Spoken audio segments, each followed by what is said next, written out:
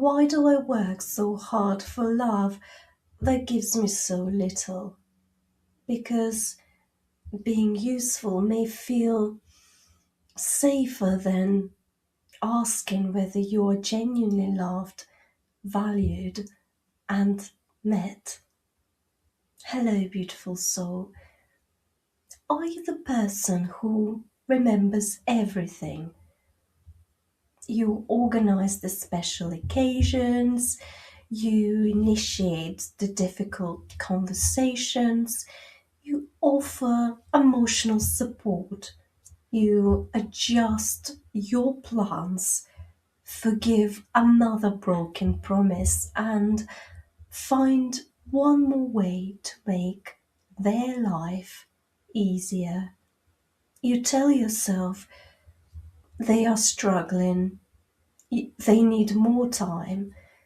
Love is not about keeping score, but quietly you are becoming exhausted. You are doing the emotional work for two people while receiving less and less in return. And when you finally need something, you feel guilty for asking. If this resonates with you, stay with me. Today, we are exploring why you may work so hard for love that gives you so little, and how to stop overgiving without becoming cold, selfish, or unavailable yourself. Why am I doing everything in this relationship? Because you may believe that if you stop carrying the relationship will collapse and nobody will come forward to carry you. You send the first message, you arrange the time together, you ask what is wrong when they become distant. You listen to their problems for hours. But when you begin talking about your feelings, they look at their phone, change the subject, or say they are tired. You remember what matters to them. They forget the one thing you asked for. You keep giving because you hope they will eventually notice how deeply this person loves me. Instead, your effort slowly becomes expected. What once felt generous becomes your permanent job. And the pain is not simply, they did not buy me flowers. It is, I had to explain why being remembered matters to me. It is not simply, they did not help me. It is, they watched me become exhausted and still waited for me to ask. It is not simply, they forgot my birthday. It is, I create beautiful experiences for them, but I feel invisible inside my own relationship. People describe this pain in painfully simple words. I do everything and I mean everything. I am exhausted from constantly explaining how I need to be loved. I'm pouring so much of myself into someone who will not meet me halfway. You may start wondering whether your needs are unreasonable. You ask for 30 seconds of attention and feel demanding. You ask for consistency and feel controlling. You ask for mutual effort and somehow you feel selfish. Eventually, you become grateful for the bare minimum because you have learned not to expect anything more. Why does overgiving feel like love? Because giving may have become the way you protect connection, prove your value, and avoid the frightening risk of simply needing someone. Giving can be beautiful. Healthy relationships involve generosity, compromise, and sacrifice. There will be times when one person carries more because the other is ill, grieving, overwhelmed, or facing a genuine crisis. An unequal week does not automatically mean an unequal relationship. The question is whether care moves in both directions over time. A research review on sacrifice in romantic relationships found that sacrifice can support relationships, but costly, repeated sacrifice can also affect the giver's well being and may have harmful long term consequences when it is not handled carefully. For some people, doing everything feels safer than saying, I need you. When you are useful, you feel difficult to leave. When you solve their problems, tolerate their moods, and ask for very little, you may hope you can become too valuable to lose. This does not mean you are deliberately trying to buy love. Often, the pattern is much quieter. If I'm patient enough, they will choose me. If I become easier to love, they will finally relax and love me properly. If I stop complaining, we can return to the person they were at the beginning. Let me tell you about someone, I'll call them Taylor. Taylor's partner is going through another difficult period. Taylor takes over practical responsibilities, offers emotional support, and stops mentioning their own needs. Months pass when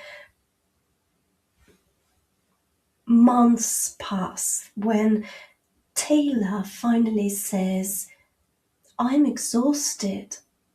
Their partner replies, but I never ask you to do all of that. When Taylor finally says, I am exhausted, their partner replies, but I never ask you to do all of that.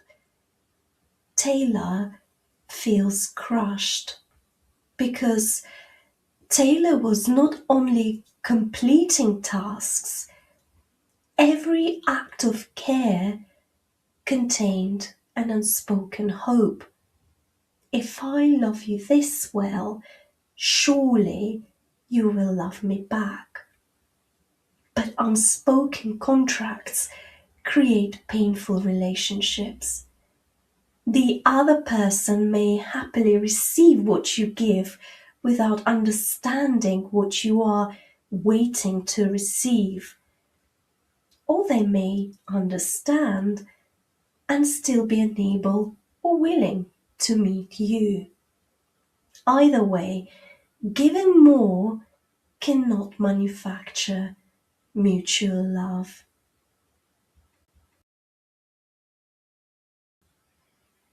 Why do I silence myself to keep the peace? Because experiencing your real needs may feel more dangerous than quietly abandoning them. You may know exactly what you need, but before speaking, you predict their reaction. They will call me needy. They will become defensive. They will say I am never satisfied.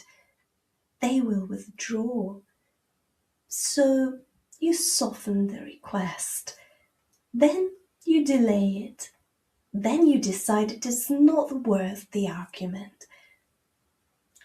On the outside, you appear calm and understanding. Inside, resentment grows. Recent research describes self-silencing as suppressing your expression to perceive a relationship or avoid conflict. It also suggests that people may silence themselves in relationships where they expect dismissal, while speaking more freely where they feel secure. This is important because it means you may not be a person who cannot communicate. You may communicate very well with safe people. Your silence may be information about what you expect to happen in this particular relationship. How do I stop earning love and start seeing reality? You stop by withdrawing the extra labor that hides the imbalance and observing what the relationship looks like when you are no longer doing everything. Here is your healing exercise, the love labor audit. If you'd like to take a piece of paper and divide it into 3 columns. What do I give? The first column, write down what you regularly provide: emotional support, planning and organizing, practical help, money or resources, affection, initiating communication, repairing every disagreement, making excuses for their behavior, silencing your needs to protect their comfort.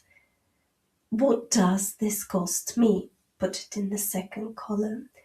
And be honest here. What does it cost you? Sleep, time, energy, health, confidence, friendships, career opportunities, self-trust. In the third column, put what happens when I need something. And again, be honest. Do they listen? Do they make a reasonable effort? Do they repair mistakes? Or do you have to beg, explain, and prove that your need is valid? This is not about creating a scorecard where every cup of coffee must be repaid. It is about seeing the direction in which care usually travels. Stop doing one unnecessary job. Choose one responsibility you took on to prevent disappointment, conflict, or distance.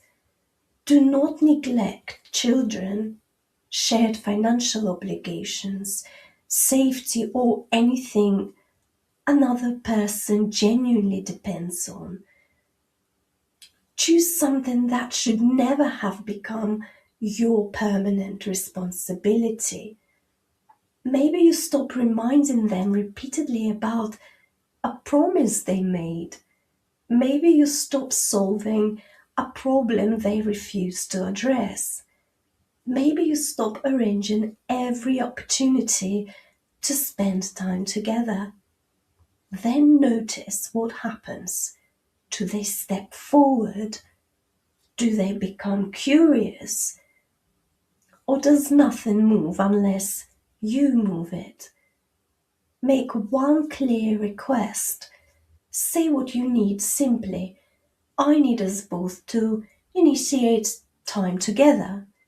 Or when I'm speaking about something important, I need your attention rather than your phone. Do not deliver a 20-minute argument providing why you deserve it. Your need does not become more valid because you explain it perfectly.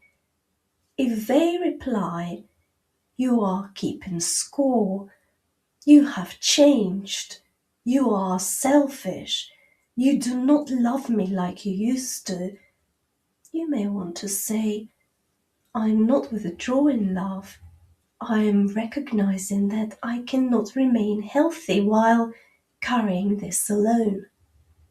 Then observe their behavior. Your task is not to find the perfect sentence that forces them to understand.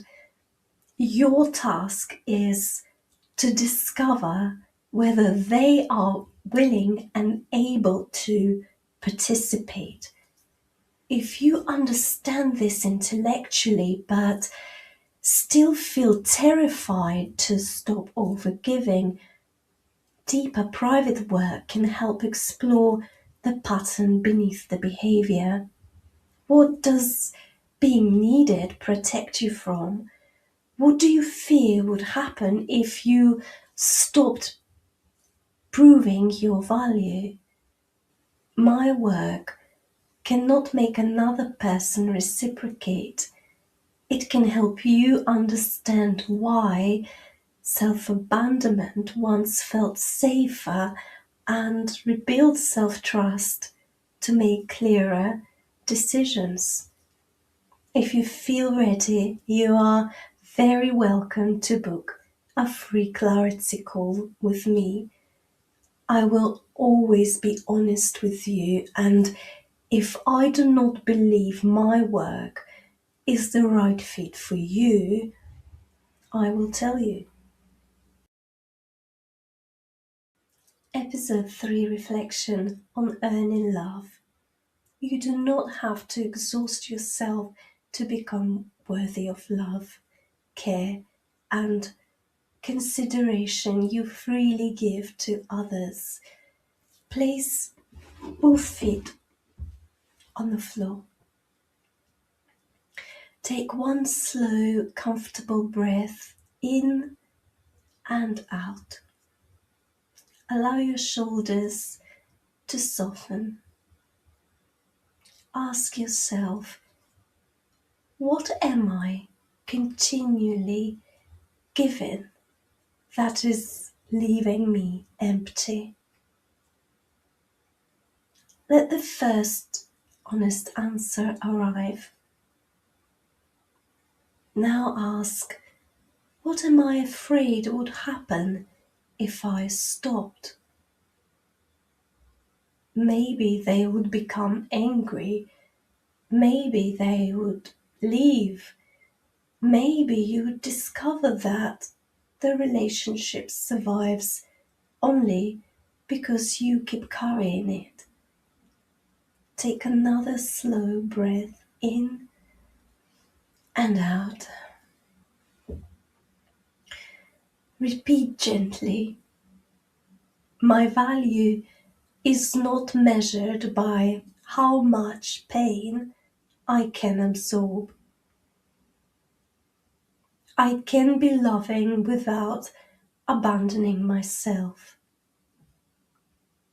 Imagine placing down one heavy responsibility that was never yours to carry alone. You do not need to solve your entire future today. For now, noticing the weight is enough. What do I take from episode 3 about earning love?